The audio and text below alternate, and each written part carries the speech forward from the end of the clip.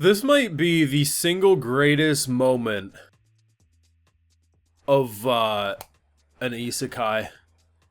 Hiya learning what consent is, and an isekai actually going the route of, in a hilarious but legitimate way, saying, hey, that type of relationship is a two-way street. You can't just say, hey, you're imprisoned in my mind, so I'm going to, perform physical things with you after I've examined human behavior. The fact that she gets kicked out of her own mind and her response isn't upset, she's like, oh, I must need an agreement in order to proceed further. Interesting. So then she goes with the one party member, it looks like a love hotel, and she's like, let's go inside, I hear there's lots of toys in here, and we'll hopefully find what consent is. It's basically what was said. The thing is we as anime fans, like any fandom out there, whether it's TVs, movie, video games, are very double standards. We are. If that scene was some fat, ugly bastard on top of that witch, everyone would call it grapey. And you should know what word I'm actually saying. It's not grape, but it sounds like it. But because both characters are hot, people will just be like, oh, we're not really gonna bat an eye. But at the end of the day, there's a lot of double standards. And I accept the fact that we all have them. But the fact that Hiya came out of that situation realizing she needs to have the other side agree that they want it in order to proceed further is legitimately an isekai great moment. It's hilarious, just because it's freaking funny, but it legitimately is a respectful moment, and one of the few isekai authors who's actually wrote consent. Brilliant. I have full live reactions over on Patreon if you want to see my full thought to the what the hell am I watching episode or any of these episodes. It's over there exclusively. Here's the thing.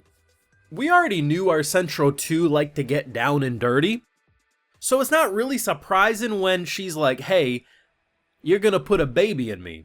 And that's not an exaggeration, like, we already know they bang. But it's how horned up this episode was without feeling like it was a degenerate episode. Because it technically was. This was the episode all about plowing some fields, if you catch my drift.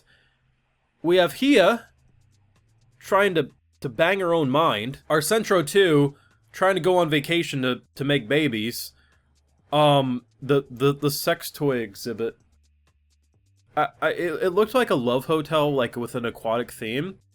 And then when you confirm that they have like everything on display, and I'm like, whatever the VAs were when the doors shut,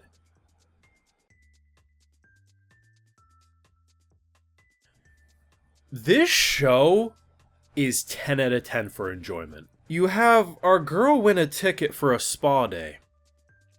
Everyone gets to go. The new Demon Lord sucks so hard that morale is completely... stocks are down with him in charge. At face value, he seems like the evil guy you want to lead, but he has no strategy. I'm thinking they're gonna host a party with the way they're talking. No. They too go to the spa day. I'm thinking all we need is Team Rocket. If you give me Team Rocket, I'm gonna call you Anime of the Season, and Team Rocket arrived. Unfortunately for Team Rocket, they didn't get to really enjoy any spa days. They pretty much immediately turned into an abomination.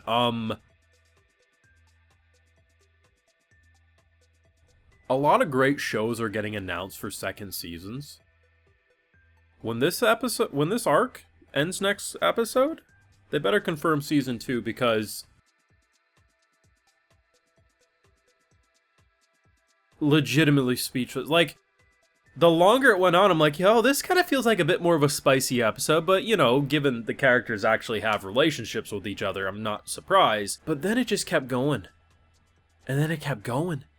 And I'm like, are they really gonna have Hiya assault the imprisoned witch in her mind? And then she got kicked out of her own mind. And I'm like, I've had people think I exaggerate with like how much I like what are essentially Team Rocket of this anime. But no. They are the greatest characters of this anime season. And I'm gonna be bold and say this was the greatest episode of this anime to date. It was simultaneously the most down bad this show's ever been, but it still didn't feel degenerate. It just kind of came across that, like, okay, the Hiya stuff's a bit different. The Hiya stuff is just, like, as crazy as you could probably make it for an isekai. The stuff with our Central 2, I mean, yeah, I mean, they literally hear them banging at night. They all collectively know they get down and dirty, so it's a little embarrassing for them, but it's not anything too crazy. The sex toy exhibit was, I mean, a lot of friends do crazy shit together, so it's still kind of in a ballpark, but it's like, how many, and I swear to God, if I have more than one person say that they thought this, you're a liar. How many people, when they walked out of episode 1 of Chilling in Another World with level 2 super cheat powers, assume to yourself, damn, I bet this is going to be the show with the most plowing going on. With the most human relationships where people get a little physically intimate. And if more than one person actually says, oh yeah, I assumed, you're a liar, or you read the source material, because there's no way in hell anyone gets the impression that people gonna get this down and dirty, while simultaneously just trying to chill and save the day. But here's the thing, this is all well and fun, this is all funny. The characters still feel like people. They do. Look at the scene at the end. Goal's like, hey, our boy can handle it. It's easy for him, he's very strong. And they all say, yeah, even if he can handle it, why should he have to do it alone? He's already had so much on his plate, we don't want to feel useless. You could easily have those three just sit and say, that's my boy, that's my master, that's my pal, and instead they said, no, it's not up to him to do it alone. That little moment, despite in an episode of absurdity, reminds you why these are actually people. This show is actually great.